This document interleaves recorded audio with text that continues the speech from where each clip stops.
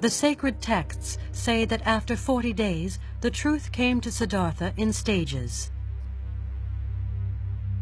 During the first night watch, he achieved insight into all his past lives.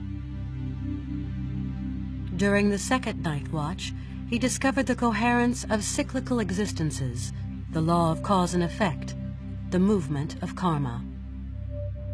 During the third and last night watch, he conquered the 4 mental poisons: sensual desire, attachment, wrong views, and ignorance. That evening, under a full moon of the month of May, at the age of 35, he attained enlightenment, awakening, supreme knowledge, Nirvana.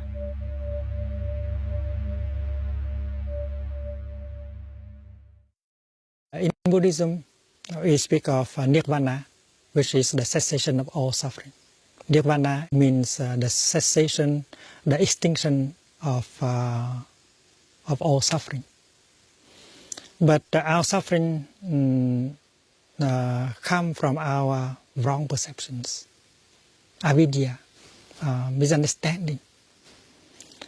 And that is why the practice of meditation, the practice of looking deeply, has the purpose of removing wrong perceptions from us. If we are able to remove our wrong perceptions, we will be able to be free from the afflictions and the sufferings that always arise from wrong perceptions. You have wrong perception on yourself and on the other, and the other has wrong perception on themselves and on you, and that is the cause of fear, of violence, of hatred. And that is why trying to remove wrong perceptions is the only way to peace. And that is why Nirvana is, first of all, the removal of wrong perceptions. And when you remove wrong perceptions, you remove the suffering. And to meditate deeply, you find out that even ideas like being and non-being, birth and death, coming and going, are wrong ideas. If you can touch reality in depth, you realize that suchness means the ultimate reality is free from birth, from dying, from coming, from going, from being, from non-being. That is why Nirvana is, first of all, the removal of notions, of ideas that serve the base of misunderstanding and suffering. If you are afraid of death, of nothingness, of non-being, because you have wrong perceptions on death and on non-being.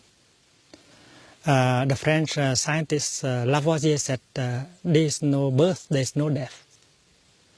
He just observed reality around him and come to the conclusion that rien ne se crée, rien ne se perd. When you look at a cloud, you think that the cloud as a being. And later on, when the cloud becomes the rain, you don't see the cloud anymore, and you say the cloud is not there. And you describe the cloud as non-being. But if you look deeply, you can see the cloud in the rain. And that is why it's impossible for a cloud to die. A cloud can become rain, or snow, or ice, but a cloud cannot become nothing. And that is why the notion of death cannot be applied to reality. There is a transformation. There is a continuation. But you cannot say that there is death. Because in your mind, to die means from something, you suddenly become nothing. From someone, you suddenly become no one.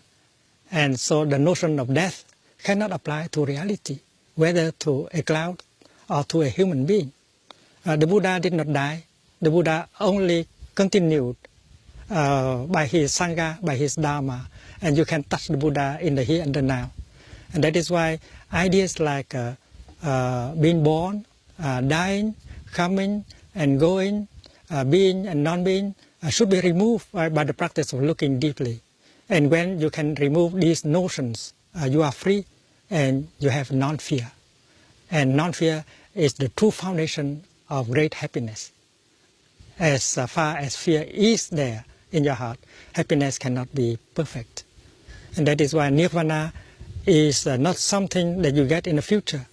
Nirvana is the capacity of removing wrong notions, wrong perceptions, which is the practice of freedom. Nirvana can be translated as freedom, freedom from views. And in Buddhism, all views are wrong views. When you get in touch with reality, you no longer have views. You have wisdom. You have a direct encounter with reality, and that is no longer called views.